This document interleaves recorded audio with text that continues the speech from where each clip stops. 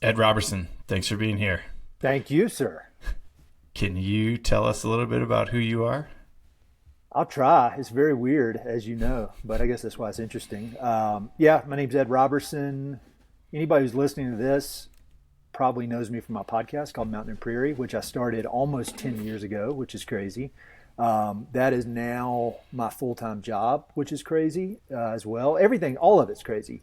But if things had gone according to Plan A, I would be the best stockbroker at Merrill Lynch. But I ended up didn't really like it. I ended up doing a lot of prank phone calls from those fancy phones they have in the in the office. So I decided it's probably good to move on, and then I went into the real estate business, and I thought I would be a titan of real estate and particularly real estate development. And I spent probably almost 20 years in real estate and finance and all that kind of stuff. But as I was doing that in 2016, I started this podcast just kind of as a creative project. I think of it as like somebody who goes to the store. They're like, I want to learn how to play a guitar. How do you do that? Well, I'll go buy one, and then you start playing it. And I just thought of the same thing with a podcast. There was no expectation of making any money or of making it a job. It was just I knew a bunch of interesting people, and I listened to a lot of podcasts, and I thought I bet I could do that. I would want to listen to that if there was a version of this, and so I just started doing it. And slowly, it picked up, and started creating some income, and then I was able to go all in on that. But as you know, I'm a husband. I got two little girls. They're 10 and 7. I just took my 7-year-old on her first big hike yesterday up a legit mountain here in Colorado Springs, which was awesome. Very proud of her for that. I've done I kind of a dabbler in a lot of stuff. I mean, I get very, very obsessed with things, and I go pretty hard in them. I'm not particularly good at any of it, but I'm an ultra runner. I've done a bunch of 50 milers and a few 100 milers. I've done a lot of different mountain climbing, like big mountains, like climbed Denali and Aconcagua. And my current obsession, which I think I have a spot on my face right now from this morning, is jiu-jitsu, Brazilian jiu-jitsu, where I'm not really doing jiu-jitsu as much as I'm letting people who know how to do jiu-jitsu do it on me, and I'm just getting beat to a pulp at 6 a.m. 3 days a week. But yeah, I'm really a fan of this idea that we'll talk about of the strenuous life, of kind of focusing and giving everything your all, no matter what you're doing. And I found that it makes life more fun, and then it makes me more steady as a human when I'm kind of single-minded on things. So I appreciate you having me, man. I'm glad you're doing this podcast. I'm psyched you were down to do it. So, as you know, this podcast is called My Favorite Things. So we're going to go through a list of 5 of your favorite things. Thank you for only sending 5, by the way. It was hard to only send 5. It is, huh? Let's start with number 1, which is liner notes from Jimmy Buffett's 1990s albums. Yeah. So when I hear Jimmy, like when I think of Jimmy Buffett, sometimes I love Jimmy Buffett, but I think there's kind of two different versions of him in popular culture. There's the Margaritaville, let's go to a concert and get real drunk and swing blow up parrots all over the place and act crazy. Like, that's not what I'm interested in. So you've been. I've been to one, and that was enough. That's not what I'm interested in. So when I was in 7th grade, my dad took me on this sailing trip down in the Bahamas, which was really cool. It was through some museum. I'm from North Carolina originally. It's from a museum in Charlotte, North Carolina. Had some deal where you get on a charter boat. It was maybe like 45 feet or something, and you sail around the Bahamas and you learn about stuff. And so we kind of jammed on this little tiny boat relatively small boat with a relatively large amount of people that we didn't really know. And I'd never been to the Caribbean. That was the first time I'd ever been out of the country, as much as you can consider the Bahamas outside the country. But it was it was a real adventure for me at that age. And like, we sailed all night. We flew into Bimini and then sailed all night the first night from Bimini to this place called the Berry Islands. And we had to do shifts and stay up all night. And it was just this real adventure. And it was kind of scary at times and kind of uncomfortable, but it was the first time I'd ever been doing something like that. And the dude who was the captain, like the captain of the boat that they had chartered, he was kind of what you would stereotypical, sorry to be mean, but kind of like a burnout type dude that lived down there in the Bahamas, sailing these boats around. And the entire time they were playing Jimmy Buffett.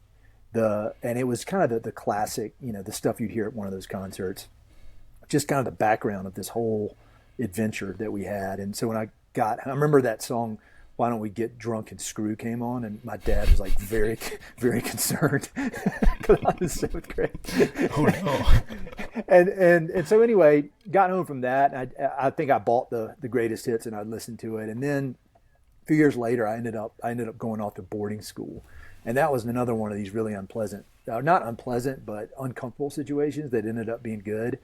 But I was away from home. I was 15 years old, away from home, and it was a great experience, but it was definitely a bit nerve-wracking. And my roommate at boarding school was from Florida, and he loved Jimmy Buffett. And so he was playing Jimmy Buffett the whole time. And so throughout all these kind of uncomfortable but formative experiences, Jimmy Buffett was playing in the background. So I got really obsessed with him, and I went pretty deep in all of his CDs and I guess at that point it was tapes. And I was just kind of intrigued with him as a person. I was like, who is this guy, and how did he build this life? And how did, when you listen to the songs, they're not the cheeseball songs, but the good ones. They're very like poetic, and they talk a lot about adventure and travel. And I was just really, as I've become with the podcast, I was more interested in him than I was in the actual music. Just kind of, how did this guy build this life? But back then there was, the internet had just started. There was no real internet. And so you couldn't really learn anything about him. He was just kind of this mysterious guy. And next thing you know, a new album would come out and you go get it. So like in the late 90s, I would go and get the new albums when they come out, and I'd read the liner notes on the inside. And I noticed that he was always talking about literature and writers and novelists. And I know on there's this particular one called Barometer Soup was the album, and there's another one called Banana Wind. But in the liner notes, he mentioned specific books. Like he mentioned one called Don't Stop the Carnival by this guy named Herman Wouk, I think, Wouk. And he mentioned one called Following the Equator by Mark Twain. And he talked about a guy named Carl Hyacin, who's a novelist. And so I went to the Walden books with the liner notes. And I was like, I want to order these books. Boom, boom, boom. And then I started reading them. And then that gave me a better understanding of kind of who Jimmy Buffett was as a person and these influences he had. And it really started, like when I look back, that's a lot of what I do now. On the podcast, I talk with people about what books do you like? Why do you like them? How have they influenced you? And I hadn't really thought about that until we were planning this thing. And I was like, that was really the beginning of that, of you understanding that books can really be a window into how people became who they are. And and that, again, now with the internet, is 10 times easier to figure that out, and everybody's being interviewed on these things and talking about their books, their influences. But I started that, it would have been 1996, I think, or 1995 when I started doing that, and I've just continued that. And I think a big part of what anybody on the internet would know me for is my book recommendations. I've been sending those out for over 10 years now. And so books have just become a big part of my life. And one other thing on that was, I think those books, when I read those were the first time I really read books that was following my own curiosity and not being assigned at school. Like I was trying to learn. It wasn't just for fun. I was trying to learn something. And I found that that just kind of started this process, and I've done it. I do it with basically anybody I'm interested in. I want to know what books they read, and then I read them. And I think I say this, and I'm not exaggerating, like outside of marrying my wife and the family I was lucky enough to be born into, I think reading books with intention of trying to learn about people, that's been the most formative and important thing I've ever done. And it's allowed me to kind of evolve as a human and evolve in every way, politically, socially, everything. And I really do credit it. Other than my wife, I credit books with helping me to do that, if that makes any sense. Yeah. I love it. You and I have spent some time together, and we have never talked about this before, which I love this interview, making this happen. Yeah. Do you know if anybody's ever compiled a list of all the books mentioned in Jimmy Buffett album liner notes? It's funny because when I was getting ready for this, I'd never really thought about it. And I started looking around because I couldn't figure out exactly what albums it was. And I was like, am I remembering this correctly? Because sometimes it all gets mixed up. That was almost 30 years ago now. And on Reddit, of course, which I love. The more I see Reddit, the more I love it. There are lists of like everything that he has mentioned or referenced, all the authors, and then weirdly I typed it into ChatGPT just to see, and it pulled up a bunch of stuff and was really really really sure of itself. Like this is, but I don't think it was all correct. I think it was about 80% correct, as is the case with all that stuff. So. There is something there, though. I mean, it's really cool, and you could probably do it with any artist who is known to read a lot. But Buffett wrote a bunch. He wrote some novels. He wrote some memoirs, and he's always referencing these authors. So anyway, it's pretty cool. I would never consider myself a Jimmy Buffett fan, but my son will tolerate two songs as lullabies, and one of them is "A Pirate Looks at 40." Nice. But it's the Jack Johnson cover, which omits the last verse. So yeah. It's that and Folsom Prison Blues, and that's it. That's all he'll listen to. So. That's awesome. Yeah. All right. So number 2, The Rise of Theodore Roosevelt by Edmund Morris. When do you encounter this in your life as a book? Yeah, this is probably the most important, I would say, of everything, of kind of moments, if you had to pick a moment. And at the time I thought it was important, but looking back, it's become clear that it was very important. So kind of crazy story, but I just graduated from business school. So I mentioned I was in the real estate business. I wanted to be a real estate developer. And I was so focused on, that was all I wanted to do, was be a real estate developer. I was like, how do you do that? All right, you go to a business school, you get your MBA. So I was lucky enough to get like a full ride to business school, which is crazy. I was like, did my transcripts get mixed up? Because I don't think you guys saw my grades from undergrad, but they ended up paying for me to go. I went, and during grad school, I had this pretty bad health scare, or bad for me at least, where it really kind of shook me up. It was between my first and second year of business school when I was interning at a publicly traded real estate development company. Had this real, scary deal. It was kind of like having a midlife crisis at age 30. Finished business school. I got married right after business school, and the economy was crashed. So this was 2009 when the whole real estate market crashed.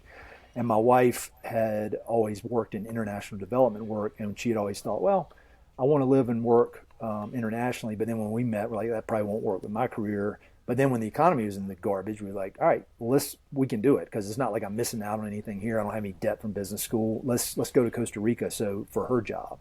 And we went down there. But looking back, I was kind of lost, because I'd had this idea I wanted to be a real estate developer, but I'd seen the damage, as the economy crashed. I'd seen the damage that a lot of these developers had done to a lot of the landscapes out west that I love so much, because I'd been living in Jackson Hole, Wyoming, and couldn't figure out what I wanted to do. It was kind of a dark time looking back. When you look at it on the surface, I was living in Costa Rica. I was getting to surf every day. It was really on the surface, it seemed like the dream, like somebody would retire and go and do that. But I found myself kind of drifting a bit. And so I picked up this book when I was there called The Rise of Theodore Roosevelt, and it's the first in a trilogy about Theodore Roosevelt's life. And up until that point, I'd always kind of thought Theodore Roosevelt, he was kind of a blowhard, loudmouth, wannabe, manly man who, mixed legacy, as all people from that time have. But what really struck me about that book was this idea of the strenuous life, and it was his operating system. And his whole deal was, I want to go as hard as I can. When I'm doing something, I'm doing it 100%. And that could be, during his cowboy phase, riding horses, or it could have been when he was a soldier and he was all in on that. But then other things that I could relate to more, like he read a lot, and he would read a book a day, even when he was president. And, I think people would listen to that and they'd say, well, it sounds like he's manic. But he was not. And there are these interviews I've seen with Edmund Morris where they describe him, and they're like, he was actually very, very, very calm. He was very calm, but he was just extremely focused, and he did things at a much faster pace than most people. So I just saw that, and I was like, well, that's interesting. I wonder what would happen if I started living my life that way. And so I was in Costa Rica. I kind of had unlimited time, but I just started applying this idea of, I'm going to go hard at whatever I'm doing. I was doing a lot of tutoring, teaching kids how to speak Spanish or speak English. They were really teaching me how to speak Spanish. But and I was, surfing, we were traveling, I was trying to do some writing, and I just started developing this idea of full focus in everything. And it, not only did I start accomplishing things and start getting things done, but I just felt better. It gave me some traction, even stuff that was boring. Like years later, when I lived in Boulder, I remember one day I was feeling kind of down or depressed and not really getting anything done. And I looked out in the back and I realized my dog had been out there, and I hadn't cleaned up the dog crap in a long time. And so I just went out there and cleaned it up, and I felt so much better after cleaning up the dog crap. And I was like, that's interesting that being, elbow deep in dog shit is more preferable to sitting around doing nothing and being stuck in my thoughts and ruminating about things. And so it's just been this kind of evolution that has really guided my life ever since I was 31, of go all in on things and push myself. And it's allowed me to, I really do credit that with the way I've been able to build my career up and have this kind of unexpected career doing stuff that I really love. Oh, and the other thing, which you can appreciate, is about 2 months after reading that, I quit drinking, because I realized that you can't live a strenuous life if you're hungover and if you're depressed from being hungover. And so I cut drinking. Just one day I woke up and I didn't go surfing because I was hungover. And by lunchtime, I was like, I just got furious. I was like, this is unbelievable, man. Like I'm living down here. I can surf at one of the best surf places in Central America, and I'm not going because I've hung over, because I went out and drank some beers with some guys I don't even like. I'm done. I'm done. And so I cut out the drinking. Just one day stopped, and thankfully it wasn't hard for me at all. It was just made a decision, did it. And so that, I think that has also helped, because I think the booze and the hangovers is, it's like tying a anchor around your neck when you're trying to swim. It just doesn't help. And so I think that was a big part as well. Yeah. It's a kind of a time suck at a certain point. Did you read the other two books in the trilogy?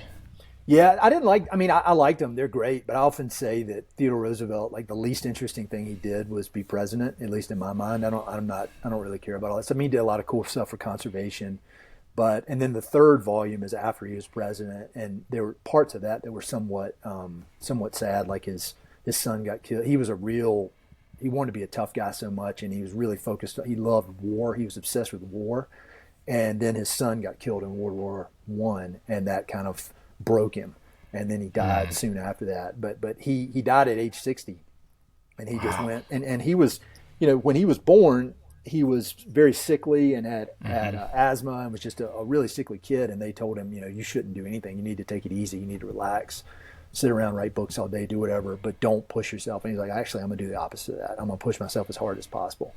And so I really just have found, I don't do it on his level, obviously, but if I'm ever not feeling great, I think it's interesting, because when I was in Costa Rica, it was like there was unlimited options of what I could do, because I really didn't have any responsibilities, And so it was like forcing myself to find traction when anything could be an option. And now it's kind of different, because with family, with work, with all the distractions, the internet, it's different. You got to figure out, in the midst of all this stuff you could be doing, what can you focus on, and what can I focus on, and what can I go hard at? And so it kind of works on both ends of the spectrum, at least for me. And ultimately for me, it's really about keeping my brain straight. Because if I don't, I think of myself as, it's like, how driving an old truck and it pulls to the right, and if you take your hands off the wheel, you're going in the ditch. I think about that with my personality. Like, if I don't pay attention and do what I need to do, I'm going to go in the ditch, and the ditch equals like melancholy. And the good side, the good news for me is I can control it. It's up to me to control it, versus a lot of people who, may have chemical imbalances, and it's not that easy. It's like some people just can't stop drinking. I could.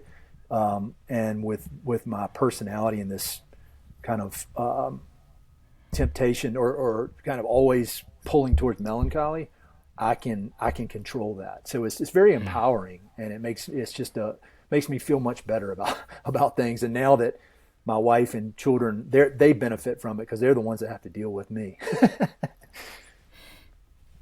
Yeah, yeah.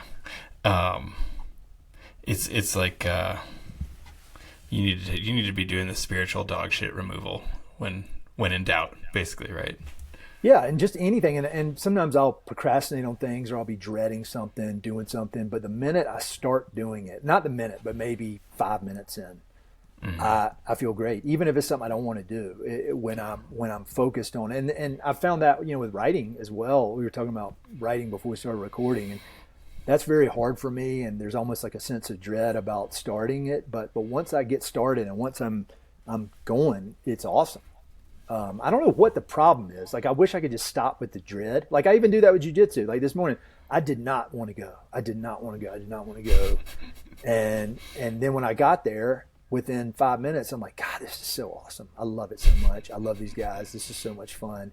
You're just getting choked. Yeah. So I need to figure out how to sidestep. I haven't figured that out yet. How to sidestep some of the kind of knee jerk, kind of dreading stuff. But I have figured out how to deal with it. And so I can get it done, which is good and empowering. Yeah. Yeah, no, like the Seth Godin has that saying, like plumbers don't get plumber's block. Why do writers get writer's block? Exactly. Oh, yeah, I can't plumb anymore. Yeah. Okay, number 3, the Gulf Stream, which is a Winslow Homer painting. Oh, this one, I got honestly, I was like not expecting you to bust out a painting in this list, but dude, please tell us. I have that painting, and it fits in with the strenuous life stuff and with all that I was just saying. But for people that aren't familiar, haven't seen it, it's a pretty famous picture and a painting, and it's this guy who's on a boat. He's on a sailboat in a really rough ocean in the middle of a storm. The mast is broken. There are these sharks that are coming up and hitting the side of the boat. And the guy just looks defeated. I mean, he just look like I've stared at it so much. I have a picture of it. I have a big print of it in my shed. I have it as the screensaver on my computer. I have it on my phone. Pretty much there's nowhere I can look where I'm not seeing that photo or a photo of the print. I have it everywhere. And so this guy, he's just dejected. He's sitting there, and there's a water spout in the background. There are these flying fish jumping. Real mess. But if you look really far back on the far left-hand corner, there is what looks like a 3-masted ship that is sailing in the storm and is making its way. And so there's this question like, are they going to see the guy? Are they going to come help him? How's this all going to play out? But the guy's in a really, really bad shape.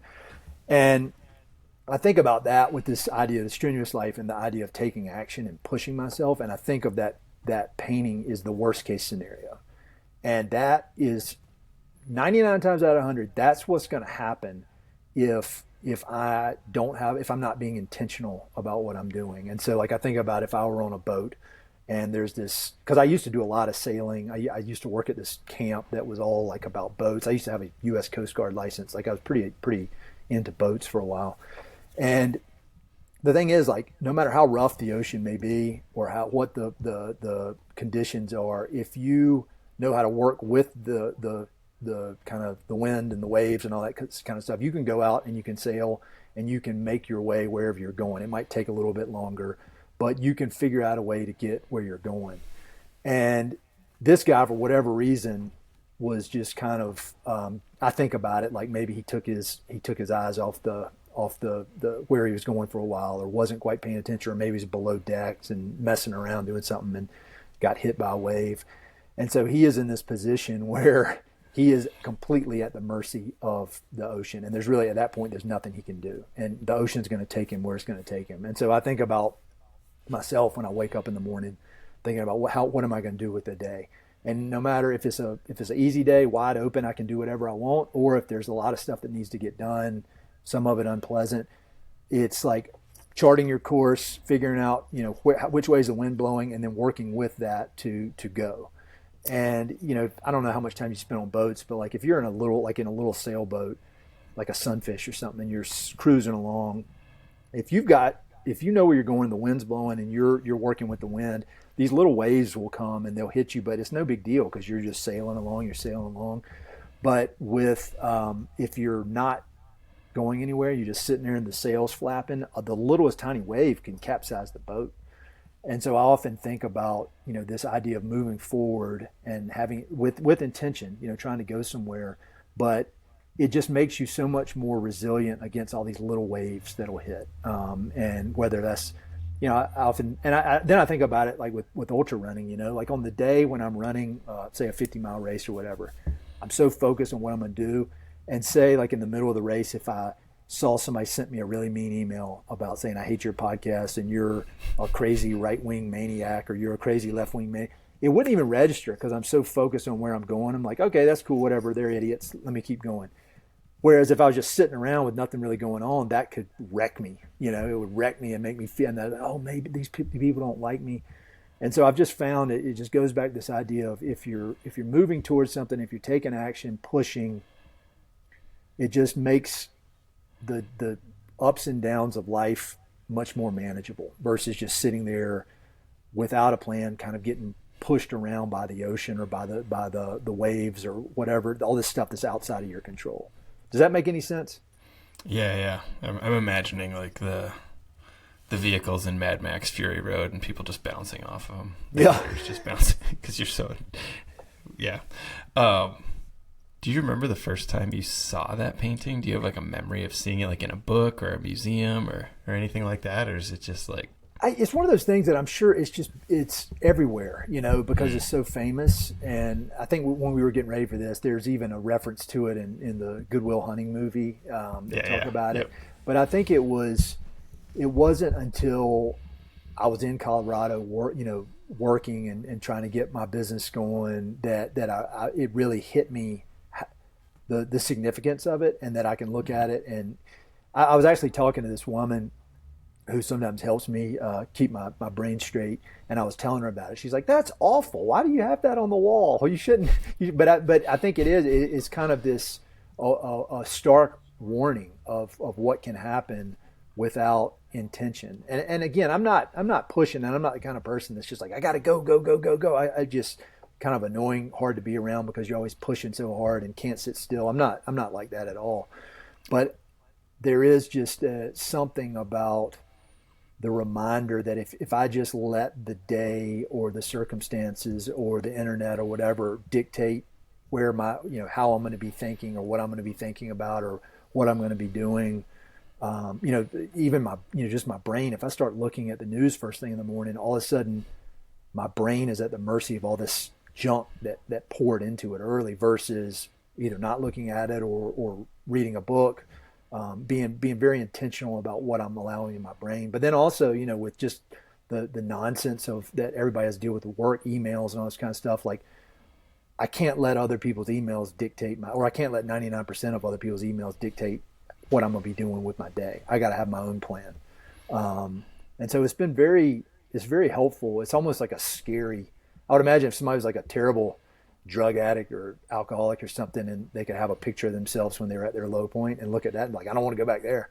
And that's how I am when I look at this thing. I'm like, that could be me if I'm not intentional about how I'm living my life, that, I'm going to be at the mercy of this thing. Yeah. And I think about maybe I just need a photo of myself looking at my phone. Yeah. I think that would be very powerful. I mean, I think that would be very, and your kid, and on top of that, your kid looking at you, looking at your phone. Yeah. Well, your kid's doing something cool and you're looking at your phone. Yeah. See it. Yeah. Right. Maybe that should be my my background on my phone. Is like every time I open it, I just see a photo of myself looking like it. Your kid trying to get your attention. Dad, okay, and you're just staring at Instagram. Yeah, I think we just nailed a business idea there. Okay. We're whipping through these. Number 4, Tribe by Sebastian Junger. Yeah, I would say, so this is a book by Sebastian Junger, the same guy who wrote Perfect Storm. He's just really interesting guy. He doesn't have a smartphone, by the way. He's just got a flip phone. And but I'm kind of obsessed with that guy as well because he's just a really interesting guy. But the lead up to this is I had, and you can relate to this, I had all of these experiences throughout my life where I would do intense type things with people.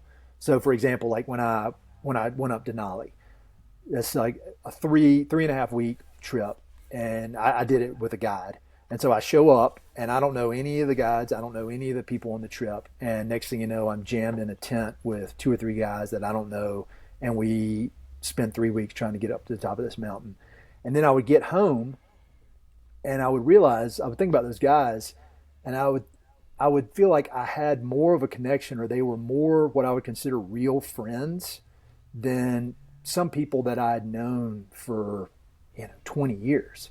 And I just couldn't understand, why is that? These people that I had never met, and then some of them I probably wouldn't see again. I've kept in touch with some of them, but I just felt this real deep connection with these people that I would not get in regular life. And I did a semester in Knowles during college, which was very formative experiences. The same thing on that, whether the instructors, the students, you just form these really, what seemed to me to be real and meaningful bonds with people. And then I would come back to the real world, and you go into work or whatever, and it just all seems so surface level, and to me just kind of like bullshit. Like, I was kind of looking around, like these people like at Merrill Lynch, they'd all consider them, they'd be like my friends, and I'm like, I don't really consider these people friends. Like going to a bar and drinking after work or whatever, like I don't consider these people to be my friends. And so it was just this kind of confusion about these intense experiences versus the real world. And so anyway, I heard Sebastian Junger on a podcast talking about this book, and I thought it sounded so interesting, so I went and got it. And so the whole idea of it is he's talking about, the theme is that we as humans need 2 things. We need purpose and we need community. And he talks a lot about war veterans and people that are in these soldiers that go to Afghanistan, and they see all this really, really terrible stuff. Their friends get killed. It's just this nightmare of a situation. And then they would get home, and all they want to do is go back. They get home, live in an apartment, get a regular job. They're out of the military, but they're kind of isolated, but they're safe. And all they want to do is go back to Afghanistan. And the question is, well, why is that? And then he also talks about, a lot of people have PTSD when they get out of the military, but only a very small percentage actually see combat or combat veterans and have their friends get killed and all that kind of stuff. Yet these people get out of the military and they have a hard time assimilating back into regular life. And so his whole idea is that, in the military, you have a purpose and you have a community. You have these people that some of them you might like, some of them you might not like, but it is this community, and you're working towards a goal together. And he talks a lot about Native Americans and how there are all these instances of, the white people trying to get Native Americans to assimilate into European culture, and they would hate it and they'd leave. But there are hardly any cases where a white person would, whether they're kidnapped or whatever, be put into Native American culture, and they didn't want to leave, because the kind of the culture that the Native Americans had built was more along the lines of like these military group. And so it just really, really, really made me think a lot about this idea of purpose and community. And I'm super introverted. If left to my own devices, I think I could end up, being completely by myself. Like if I didn't have a family, I could see a situation where I would just be alone a lot, and even, doing fun stuff, but running and everything, but I would just be by myself. And I thought that's what I want, but it's not what I need. I need community and I need to be working alongside people trying to accomplish things. And so like I found that in running, I used to do, when I was really focused on running, I do a lot of it by myself, but I had 2 or 3 really trusted running partners that I would go with. And I feel like they're some of my best friends, even not so much for time spent together, but because we shared that experience.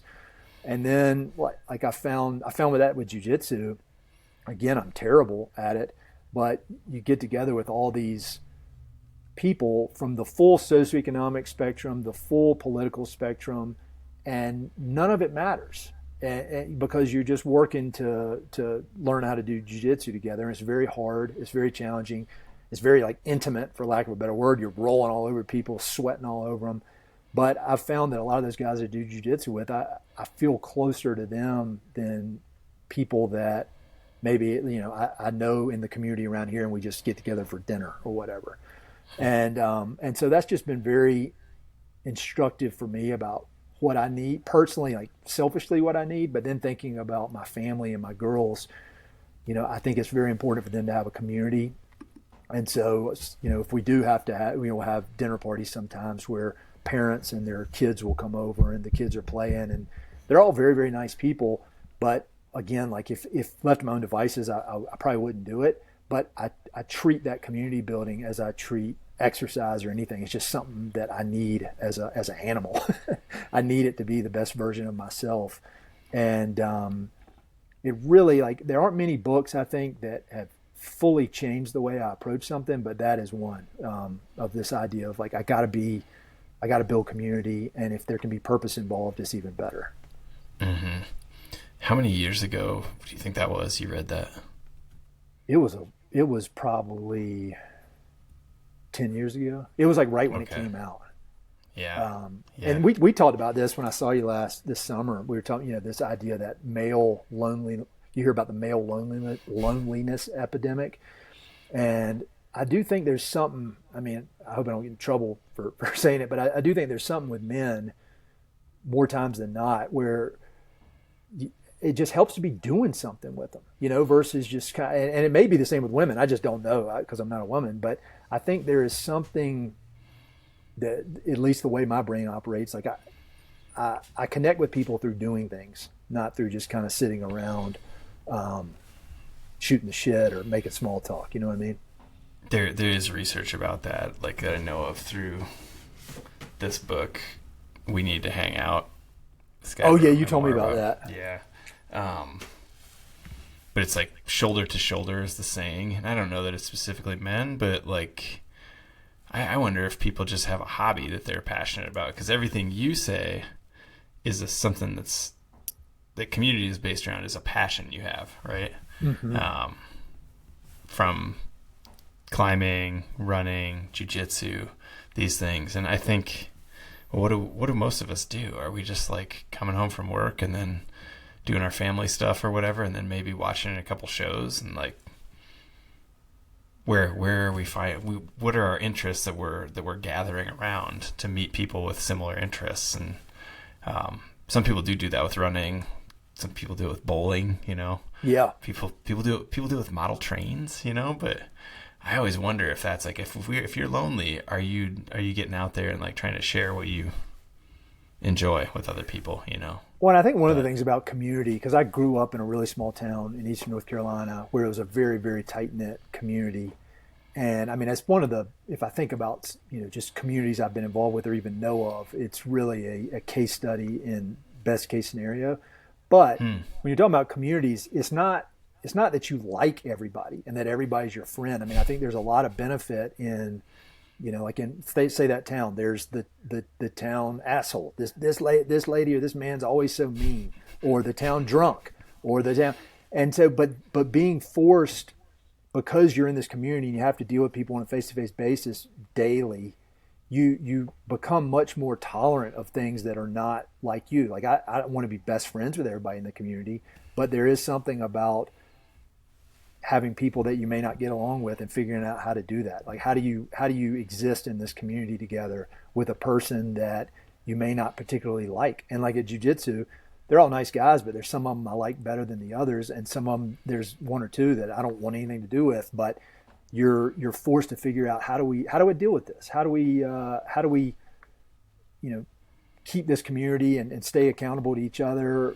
but even though we're a little bit different. And I think because of, you can either just completely isolate, you don't have to ever deal with anybody, or even, with the internet or with the way things have worked now, you can kind of, you don't really need to depend on anybody. You can kind of pick who you want to be around. If somebody makes you mad, you never talk to them again. And I don't know that's easy, and in some ways it's kind of nice, but I don't know that is what we need as a species, if that makes sense. Yeah. I think people in small towns sometimes have it figured out how to get along, and I think big cities the same way.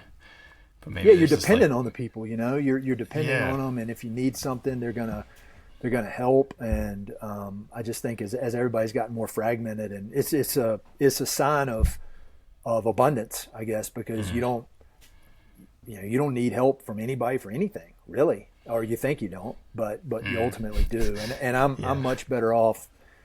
And again, like all this stuff, I have to kind of force myself into it. I wish it came naturally. It all comes very naturally from my wife. I always say all this crazy stuff I do, like meditation and everything I'm doing to try to make myself a more grounded person. Some people are like, I want to be like the Buddha. I'm like, no, I want to be like Kim. Right. That's a great situation. Yeah, it's good. I don't know. I always say I know what I get out of this relationship. I don't know what she gets out of it, but but I'm glad she lets me hang around.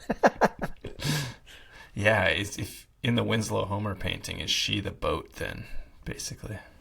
It probably is, like just kind of that the boat that is back there in the background that's cruising along. I've also got another photo I found or a painting, and I don't know where it came from. I can't find it's not a famous painting, but of that big boat, of a big boat that looks like that one sailing through really, really rough waters. And I often think like that's what I need to be. I need to be that version of just cruising through, even though the seas are rough, but cruising through with purpose and calmness, and it's not frantic. It's just calm. We're making our way through, and that is how Kim is. Yeah. All right. Number 5, Roadhouse. The movie. Man. The original, correct? Oh. We're talking about Patrick Swayze, not Jake Gyllenhaal. Yeah, we're talking about Swayze, and I was telling you before we started recording, like I don't even know how to say anything that makes sense about this movie, but it's so funny.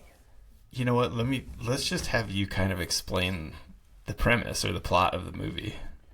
If that helps. Yeah, for people who haven't seen it.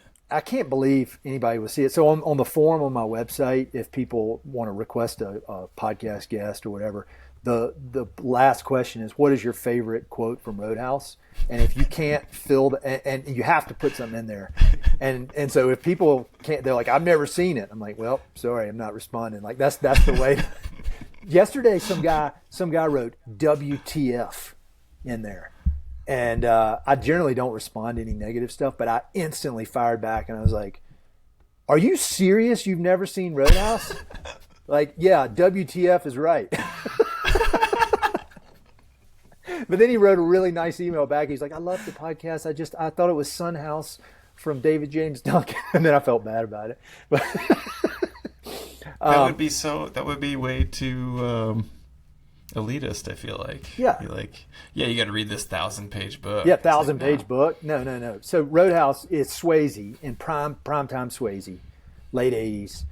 And he is, the premise is that he is a bouncer at bars, but they call him a cooler. He's not a bouncer, he's a cooler. So he's like the head bouncer.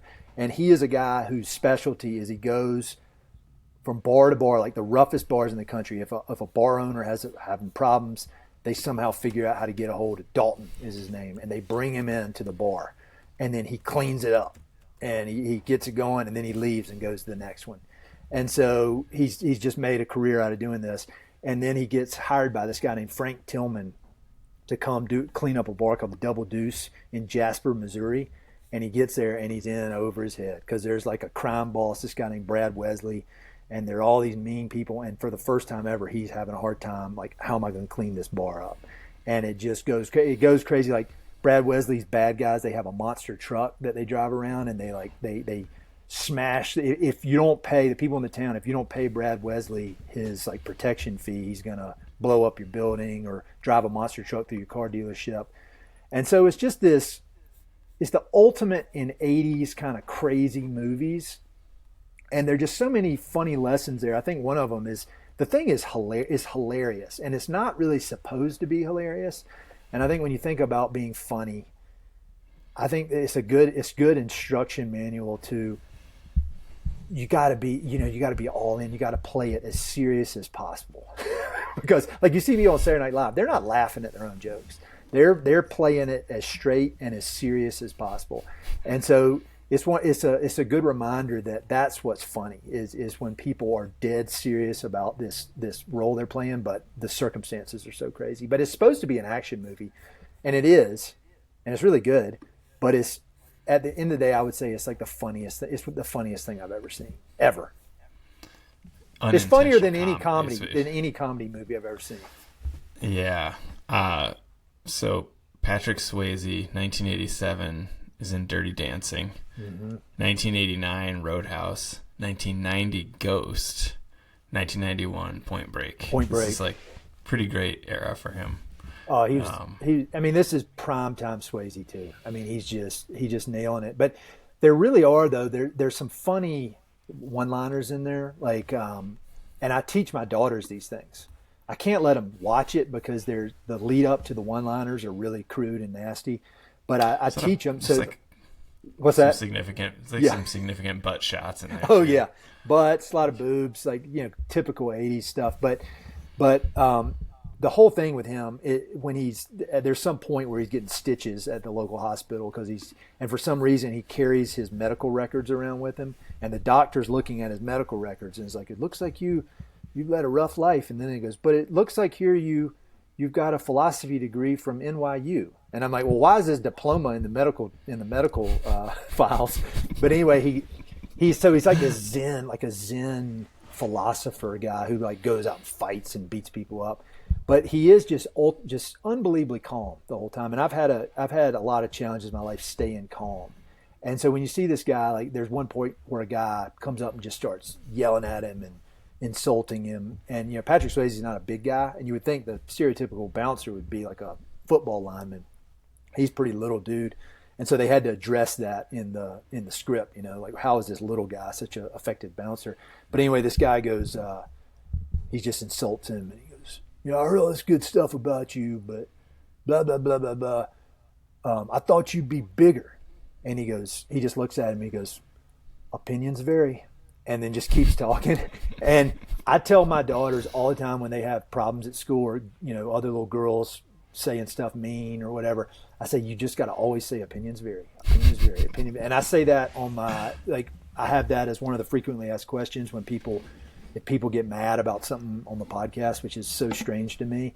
It's always like, well, opinions vary. And versus trying to engage with them, trying to fight, trying to, argue. I'm not doing any of that. I mean, I might have a nice conversation. Like if you and I disagreed on something, I'd be willing to put in the time to have a talk about it and try to figure out where am I thinking about things wrong, or, but with most people, it just comes down to if they want to argue, or I just go, well, opinions vary.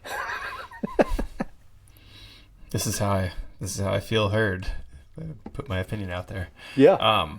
So if people have been following you for a long time, they might see posts on social media where you say, hey, I'm putting together my book recommendations, and you'll have a stack of books that you've read or some of your favorites, and then in the middle there somewhere will be a DVD copy of Roadhouse. Can you explain why are we talking about this movie as your list of 5 things? At what point did you start making it part of this shtick? Well, I probably came across it. So my favorite 80s funny movie for a long time used to be Cobra with Sylvester Stallone, where he wears those aviator sunglasses and he's got a match in his mouth the whole time. It might have an even lower Rotten Tomatoes rating. It's not good. It's not like, but there's this, for the first maybe 15 minutes you can watch it, and my buddies and I used to watch it, and then there's a point where he takes off his sunglasses. I'm like, all right, you can turn it off. But it's just hilarious. It's hilarious. But then we kind of transformed into watching Roadhouse, and then we would watch the whole thing. And it was just so funny. And again, like pre-internet, and then as the internet picked up. But what I've found is one of these things that people that love it absolutely love it. And it's like a bonding experience. Like you can mention it to somebody, and somebody you might not even expect. Like you ever seen Roadhouse? And you can tell a lot, like if they'll light up. They're like, oh yeah, I love it. And then there's that book you recommended, this one here. Yeah. Pain Don't Hurt, 365 Meditations on Roadhouse. And it's this guy who's like a legit writer. He spent every day writing an essay about Roadhouse and then put them together in this book. And it's one of the funniest things I've ever seen. So I can't explain what it is, but there's something about it that people that love it absolutely love it. And you can kind of bond with people. And I don't do as much as I used to, but I used to just throw that out on the podcast when I was asking questions just randomly, like, you ever seen Roadhouse? And probably 70% of the time they go crazy and they love it. The other time it's just like, what? No, I've never seen that. Like, I never mind. And then I keep asking other questions. But I can't explain it. I can't explain it. There's no movie like it. There are funny life lessons, particularly about being calm, but it's a very amazing snapshot of a very specific time in American culture, and it's just really, really, really, really funny. I've been thinking for like a week about why is it so funny? Why is it so important to me? And I can't really figure it out. So I apologize to your listeners for having to listen to me figure it out in public. Do you think that like kind of taking the piss and saying it's like your favorite movie and making sort of a joke about it has forced you to like pay more attention to it and like develop a relationship you're more in love with it because you're like, well, I got to keep this thing going. Oh yeah. And because I remember one time when I lived in Boulder, I went over to something. It was all these guys like sitting around and just kind of like a neighborhood gathering, and somehow it came to movies, and they were like talking about favorite movies, and they were all naming off all these like very sophisticated movies and the kind of movies that you would think people would say when they say their favorite movie. And I was like, mine's Roadhouse. And everybody started laughing really hard. And that was kind of a joke when I said it, but then I didn't smile. I was like, what? Like, it really is. It's really my favorite movie. And so I think it's a way to throw people off a little bit and let them know. It confuses people because it's either like you don't take yourself too seriously, or maybe you do take yourself very seriously, and the serious version of you is very weird. But it's just it's a way to throw people off, and I love causing confusion. I love people to be confused. I think the funniest jokes are when people are confused, and so that's just a way. But then when you really like start studying, and then when I read this book that you told me about, I'm like, this guy knows more than me. I need to brush up. I have not read the book. I just saw it and I was like, this thing is $60 or whatever, and I should have just bought it for you. But yeah, whenever he reprints another one, I have to buy it. It's really funny, and he has all these theories in there. Like Brad Wesley is the head bad guy, like the mobster, and he has a theory that there's this henchman that does all the fighting for Brad Wesley. His name's Jimmy, and this guy's got this long, elaborate theory that Jimmy is Brad Wesley's son. This sounds kind of like Shea Serrano type movie writing. It's really the guy's a really good writer. Should we talk about the remake of Roadhouse that came out? Was it last year? Starring Jake Gyllenhaal and Patrick Swayze as Dalton. I watched it and I thought it took me two sittings. Like I was on the road. I was in California doing some stuff, and I watched it in a hotel. And I didn't watch it all the way through, but it was good. It was fun. It's got Ewan McGregor. I'm not Conor McGregor, the MMA fighters in it, and Gyllenhaal's really ripped and got his shirt off the whole time. But it's not really Roadhouse. It's just a crazy movie. They're riding around in boats and blowing stuff up, and I don't really remember any of the funny lines, but it was fine. I made those stickers. I sent you one. And it says Swayze, and then it has a greater than sign, Gyllenhaal. And but I haven't promoted those things widely because I don't want to trash Gyllenhaal. Like I don't know that guy, but I feel like he's doing his thing. He's trying to make a good movie. I don't want to like rip into him.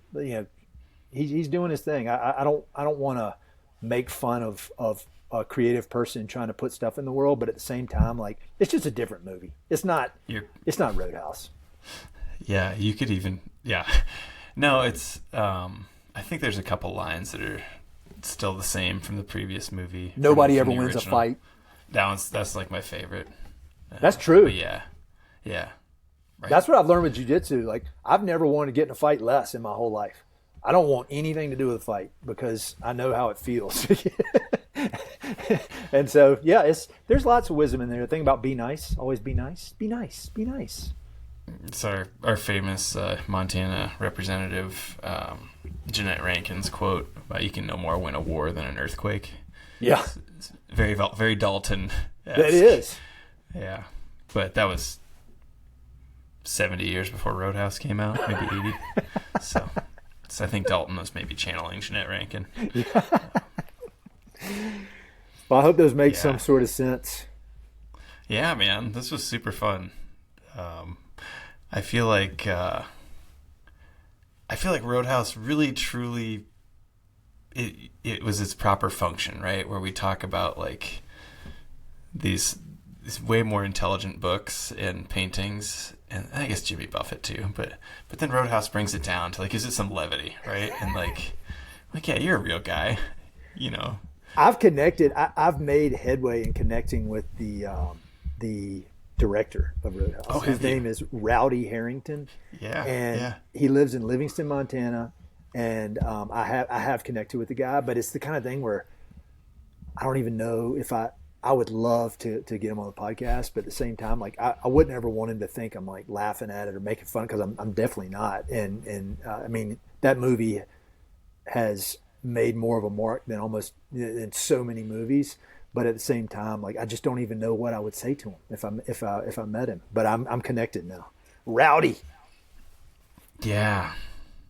You'd have to do some digging and try to come up with some original stuff there, like just angles, and you might find out a lot of really interesting stuff about the film and the production of it too. There's a great, for people that don't understand anything I'm saying, there's a podcast episode called the Rewatchables with Bill Simmons, where they go through and they talk about Roadhouse, and the podcast is longer than the actual film. The podcast is like 2 hours, and they know it. They know it all the way through, and it is so funny listening to them talk about it and question all the things. And they like I learned so much I didn't know about it. But that, if you listen to that episode, it will give you so much insight into why that thing is the cultural moment, why it created the cultural moment it did. It doesn't make any sense. I'll put it in the show notes. Yeah, dude. People should listen to that. Yeah. Awesome, man. Thanks so much. This was super fun. Yeah, man. Thank you.